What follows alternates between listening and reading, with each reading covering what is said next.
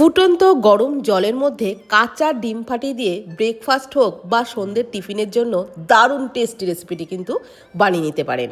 এভাবে বানিয়ে খেলে খেতে একেবারেই ফার্স্ট ক্লাস লাগবে, আর রেসিপিও কিন্তু একদম সফট হবে। শুধুও খেতে পারেন বা সস দিয়ে, সত্যিই খেতে অসাধারণ হবে। তো এই রেসিপির জন্য একটা বোলের মধ্যে নিয়ে নিলাম হাফ কাপ গরম জল, ওর মধ্যে পরিমাণ মতো লবণ দিলাম আর হাফ চামচ চিনি দিলাম, দিয়ে দিচ্ছি 2 চামচ সাদা তেল, আর দিয়ে দিচ্ছি 2 চামচ সুজি। যেহেতু গরম জলের মধ্যে সুজি দিয়ে দিচ্ছি, সেই জন্য কিন্তু খুব তাড়াতাড়ি সুজিটা ভিজে যাবে। অবশ্যই কিন্তু গরম জল দিয়ে এটা বানাবেন। এবার দিয়ে দিলাম 1 কাপ ময়দা, 1 কাপ ভর্তি ভর্তি ময়দা দিলাম। তারপর ডোটাকে মেখে নিচ্ছি। আর এই ডোটা কিন্তু নর্মাল লুচি পাউডার ডোয়ের থেকে একটু সফট করেই মাখতে হবে। তো এইভাবে একটু মেখে নিচ্ছি ঠেসে ঠেসে। তবে অতিরিক্ত সফট হয়ে গেছিলো ডোটা, হাতে একদমই লেগে আসছিল, সেই জন্য আমি আরও হাফ কাপ ময়দা দিয়ে ডোটাকে মেখে নিচ্ছি। হাফ কাপেরও একটু কম পরিমাণেই কিন্তু ময়দা দিয়েছি। ওই আর কি বুঝে দেবেন, তবে ময়দার ডোটা যেন বেশি শক্ত না হয়, একটু সফট করেই কিন্তু মাখতে হবে। ঠিক এরকম সফট করে আমি মেখে নিয়েছি। ওপরে একটু সামান্য পরিমাণে সাদা তেল বুলিয়ে রাখছি, যাতে ডোটা সফট থাকে। রেস্টে নেওয়ার পরও যেন ডোটা শক্ত না হয়ে যায়। তো 10 মিনিট মতো ঢাকা দিয়ে রাখলাম, আর ততক্ষণে পুর বানিয়ে নেব। পুরের জন্য 2টো কাঁচা ডিম একটা বোলের মধ্যে ফাটিয়ে নিচ্ছি। ডিমের মধ্যে কিন্তু কিছুই দিইনি, শুধুই ডিম দুটোকে ভালো করে চামচ দিয়ে ফেটিয়ে নিচ্ছি।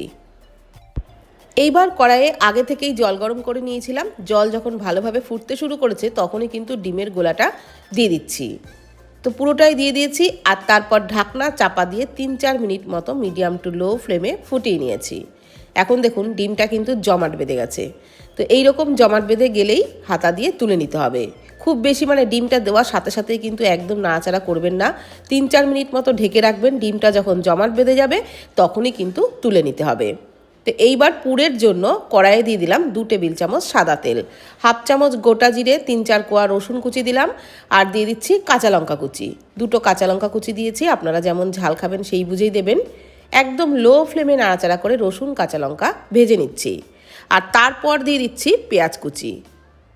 তো একটা বড় সাইজের পেঁয়াজ কুচি দিয়ে দিলাম, আর তারপর পেঁয়াজটাকে নাড়াচাড়া করে হালকা লালচে করে কিন্তু ভেজে নেব, খুব বেশি লালচে করে ভাজবো না। তো পেঁয়াজটাকে একটু নাড়াচাড়া করেই দিয়ে দিচ্ছি হাফ চামচ গ্রেট করা আদা, আর তারপর একটু নাড়াচাড়া করে পেঁয়াজটাকেও একটু লালচে করে ভেজে নেব। পেঁয়াজ আর আদা হালকা লালচে করেই কিন্তু ভেজে নিতে হবে। তো এরকমভাবে ভেজে নিয়েছি, এর থেকে বেশি আর ভাজছি না। এইবার আমি দিয়ে দিচ্ছি বেশ কিছু সবজি, গাজর, ক্যাপসিকাম আর টমেটো একদম ছোটো ছোটো টুকরো করে কেটে নিয়েছিলাম। পরিমাণ মতো লবণ দিয়ে সমস্ত সবজি নাড়াচাড়া করে ভালো করে ভেজে নেব। যেহেতু লবণ দিয়ে ভাজছি, তো সবজি কিন্তু খুব তাড়াতাড়ি সফট হয়ে যাবে। একটু নাড়াচাড়া করে ঢাকনা চাপা দিয়ে কিছুক্ষণ ভেজে নেব, তাহলে কিন্তু সবজিগুলো একদম সফট হয়ে যাবে। তো এই 1-1.5 মিনিট মতো ঢাকনা চাপা দিয়ে রেখেছিলাম, সবজি কিন্তু একেবারেই সফট হয়ে গেছে। তো খুব বেশি লালচে করে কিন্তু সবজিগুলোকে ভাজবেন না। এইবার আমি সবজি সফট হয়ে গেলেই দিয়ে দিলাম হাফ চামচ করে জিরে গুঁড়ো, ধনে গুঁড়ো, হলুদ গুঁড়ো, ঝাল লঙ্কার গুঁড়ো আর সামান্য একটু চিনি।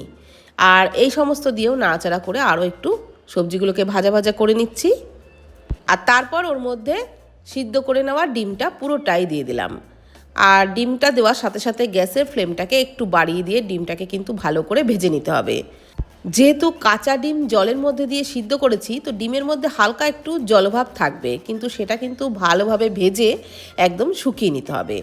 পুরোপুরি শুকনোর দরকার নেই, তবে একটু হালকা ভেজে শুকিয়ে নিতে হবে, তাহলে খেতে বেশি ভালো লাগবে। তারপর একদম নামানোর আগে হাফ চামচ চিকেন মশলা, অল্প ধনেপাতা কুচি, 1 চামচ টমেটো সস দিয়ে নাড়াচাড়া করে পুরটাকে নামিয়ে নেব। আর এসব দিলে কিন্তু পুরের টেস্টটা আরও বেশি ভালো লাগবে। চিকেন মশলা অবশ্যই করে দেবেন যদি ঘরে থাকে, তাহলে টেস্টটা কিন্তু দারুণ হবে। তো এইবার পুরটাকে নামিয়ে নিচ্ছি, আর পুরটাকে নামিয়ে পুরোপুরি ঠান্ডাও করে নেব।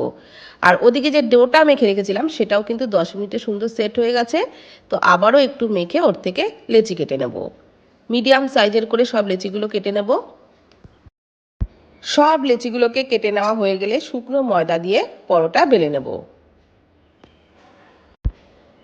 তো খুব বেশি বড় করে পরোটা বেলবো না, মিডিয়াম সাইজ করেই বেলে নেব।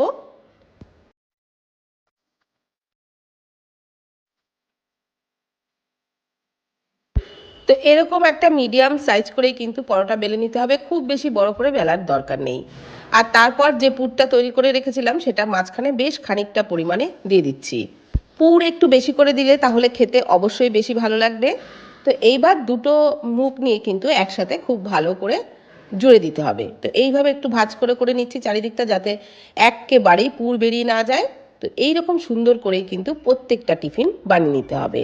আর তারপর টিফিনগুলোকে ভাজবার জন্য ফ্রাইং প্যানে সামান্য একটু ঘি দিয়ে টিফিনগুলোকে দিয়ে দিচ্ছি। তবে ঘিয়ের জায়গায় বাটার বা সাদা তেল দিয়েও কিন্তু আপনারা ভেজে নিতে পারেন।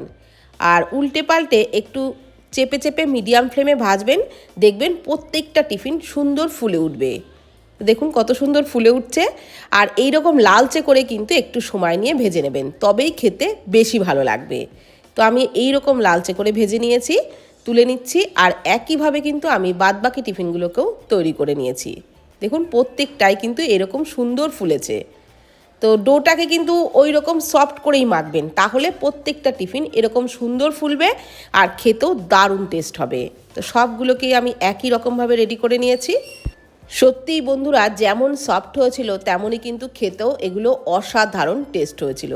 তো অবশ্যই ট্রাই করুন। আর ভিডিওটি ভালো লাগলে প্লিজ কমেন্টে জানাবেন। ধন্যবাদ।